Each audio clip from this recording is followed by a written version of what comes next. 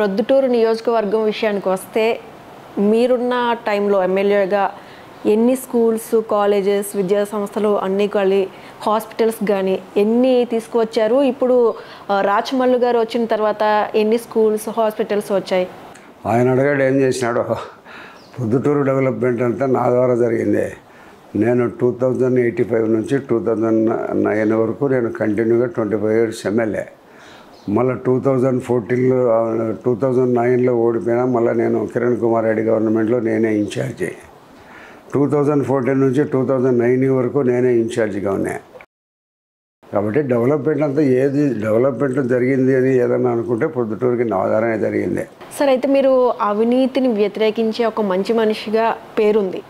అలాంటి మిమ్మల్ని రాచమల్లు గారు అవినీతి పాలన అప్పట్లో జరిగిందనే విమర్శలు కూడా చేస్తున్నారు. దీని గురించి ఏమంటారు? ఇప్పుడు ఎట్లుంటుందంటే దొంగే దొంగ దొంగ అని అరుస్తూ అంటాడు, వాడు ఎత్తుకుపోతూ అంటాడు, దొంగ దొంగ అని అరుస్తూ అంటాడు. అట్లాంటి పరిస్థితి తను మాటల చాతుర్యం బాగా ఉంది. ప్రజలకు ఏదైనా చెప్తాడు.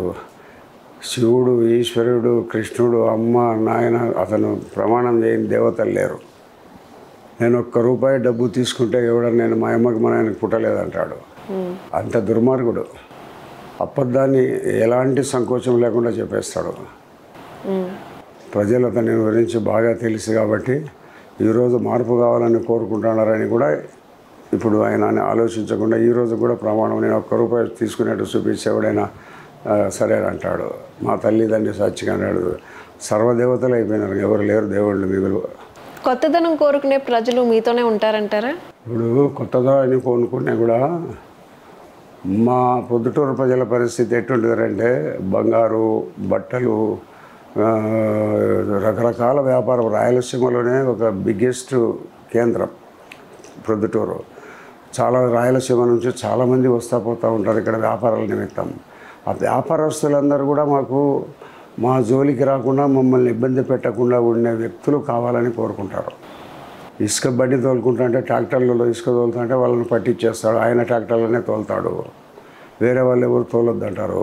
అటప్పుడు వేరే వాళ్ళతో దాని మీద బట్టి ఒక 200 మంది ఆధారపడి బతుకుతుంటాడు. ఆయన 4-5 ట్రాక్టర్లే తోలాలి. వీళ్ళందరినీ పోలీసుల చేతిలో ట్రాక్టర్లను పట్టించి దాని వాళ్ళని ఇసుక తోలుకున్నాడు. వాళ్ళకు వచ్చే ఆర్థిక వనరుల మీద దెబ్బ కొడతాడు. వ్యాపారస్తుని వాళ్ళకు వచ్చే ఆర్థిక వనరుల మీద ఒక ఇంటికి ప్లాన్ కావాలని అంటే ఆ ఇంటి పరిస్థితిని బట్టి 10 లక్షలు 20 లక్షలు ప్లాన్కు డబ్బులు ఇచ్చుకోవాలంటారు. అటువంటి వాళ్ళని ఎందుకు కోరుకుంటారు ప్రజలు? కాబట్టి ప్రజలు నా మాట మీద విశ్వాసం, నమ్మకం ఉంది కాబట్టి నన్ను కావాలని కోరుకుంటారు. ప్రస్తుతం రాజకీయాల్లో మీతో పాటు మీ వారసులు కూడా చాలా యాక్టివ్గా ఉంటున్నారు. వాళ్ళను ప్రజలు ఎలా ఆదరిస్తారని అనుకుంటున్నారు? మా ఫ్యామిలీ వాళ్ళందరూ కూడా ఎక్కడ కూడా నేను ఎమ్మెల్యేగా ఉండబడినప్పటికీ కూడా ఒక సినిమా థియేటర్ కూడా మేము పలానా వాళ్ళమని చెప్పుకొని ఫ్రీగా పోం. మా ఫ్యామిలీ, నా భార్య, నా వాళ్ళందరూ పోయినా కూడా టికెట్ కొని పోతాం. ఎవరికి మేము సినిమా థియేటర్కి పోయి వచ్చింది కూడా ఎవరికి తెలియదు. బట్టల అంగడి ఉంది, బట్టల అంగడిలో పోయి ఇట్లా వరదరాజు లేడు వాళ్ళ ఫ్యామిలీ అని చెప్పరు. గోల్డ్ ఉంది, అక్కడ పోయి మేము పలానా వాళ్ళమని చెప్పరు. మాకు డబ్బు ఉన్నంతలో కొనుక్కుంటాము, లేకపోతే ఊరుకుంటాము. కాబట్టి ఫ్యామిలీ అంటేనే నేను పలానా వాళ్ళు అంటేనే ఒక గౌరవభావం ప్రజల్లో తెచ్చుకున్నాం, వాళ్ళు ఇచ్చినారు. ఓకే సార్, ప్రొద్దుటూరు నియోజకవర్గంలో మీరు గెలుస్తారా, టీడీపీ గెలుస్తుందా? అసలు మీరు గెలిస్తే ఎలాంటి అభివృద్ధిని ప్లాన్ చేస్తున్నారు? ఇంకా నేను చెప్తే కదమ్మా, అభివృద్ధికి ఇప్పటి నుంచి ప్లాన్ చేసి ఊహాజనితమైన ఆలోచనలు లేకుండా అప్పటికప్పుడు నేను రెగ్యులర్గా ఉంటా. వనరుల పరిస్థితిని బట్టి అభివృద్ధి చేస్తా. నేనేం చెప్పాను కదా, నేను వ్యాపారానికో కాంట్రాక్టర్కో వెళ్ళిపోయి ఊళ్ళో లేకుండా ఉండేవాని కాదు. ఏదైనా హైదరాబాద్, గతంలో అంటే హైదరాబాదు, ఇప్పుడైతే విజయవాడ ఏదైనా పనుల నిమిత్తం పోతే తప్పక, అసెంబ్లీ సమావేశాలు, మిగతా మీటింగ్లో ఏదైనా పోతే తప్పక నిరంతరం ఇక్కడ ఉంటాను. అంటే చంద్రబాబు నాయుడు గారితో ఏమన్నా మాట్లాడి ఏమైనా కొత్త అభివృద్ధి అనేది అంటే హాస్పిటల్స్ కానీ ఇలాంటివి ఏమన్నా తీసుకురావాలనుకుంటున్నారా? ఇప్పుడు చంద్రబాబు నాయుడు గారు 30వ తారీఖున ప్రొద్దుటూరుకి వచ్చినారు పోయిన నెల. అప్పుడు వచ్చినప్పుడు ఒక మెడికల్ కాలేజీ ఇస్తానని చెప్పినాడు. ఇక్కడ 351 బెడెడ్ ఆసుపత్రి ఉంది. నువ్వు ఇక్కడ ఉండబడిన ప్రొద్దుటూరుకి 351 బెడెడ్ ఆసుపత్రికి మెడికల్ కాలేజ్ ఇవ్వాలా. కానీ 100 పడకలు ఉన్న పులివెందులకు మెడికల్ కాలేజీని తీసుకున్నాడు జగన్మోహన్ రెడ్డి గారు. ఇక్కడ ఒక మెడికల్ కాలేజ్ కావాలని కోరుకున్నాం.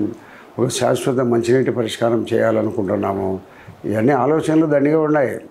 ఆర్థిక పరిస్థితులను బట్టి చేస్తాం. ఓకే సార్, ఫైనల్గా ప్రజలకి మీ తరపు నుంచి మీకు ఓటు ఎందుకు వేయాలో ఒక్కసారి మీరు ప్రేక్షకులకి చెప్పేసేయండి. శాంతియుత వాతావరణం కావాలని ఉండాలని వాళ్ళు కోరుకుంటున్నారు. దాన్ని నేను వాళ్ళకి ఇస్తాను. శాంతియుత వాతావరణము ఏ వ్యాపారస్తునికి ఎక్కడ ఎవరి వల్ల కూడా పోలీసు కానీ ఇంకొకరు కానీ ఎవరి వల్ల ఎలాంటి ఇబ్బంది లేకుండా నేను చూస్తాను. కాబట్టి నేను ఓటు వేయమని అడుగుతున్నాను. ఇప్పుడు మాదిరి కరప్షన్ ఎమ్మెల్యేస్ ఈ కరప్షన్ గవర్నమెంట్ ఉండదు అని చెప్తున్నాను. ఓకే సార్, మీలాంటి సీనియర్ రాజకీయ నాయకులు మళ్ళీ అధికారంలోకి రావాలి, ప్రొద్దుటూరు నియోజకవర్గం అభివృద్ధి చెందాలని అయితే మనస్ఫూర్తిగా మా తెలుగు రాజ్యం తరపు నుంచి మేము కోరుకుంటున్నాం. Thank you so much. Please do subscribe to Telugu Rajyam channel. Please do subscribe to Telugu Rajyam channel. Please do subscribe to Telugu Rajyam channel. Hi అండి, నేను మీ ఆర్పీని, నెల్లూరు పెద్దారెడ్డి చేపల పులుసు ఓనర్ని. మీరు తెలుగు రాజ్యం అనే ఈ యూట్యూబ్ ఛానల్ సబ్స్క్రైబ్ చేసుకుని మంచి మంచి వీడియోలతో వస్తారు. Thank you so much. Hi people, I'm Sonakshi Verma and you please watch Telugu Rajyam and please subscribe to the channel.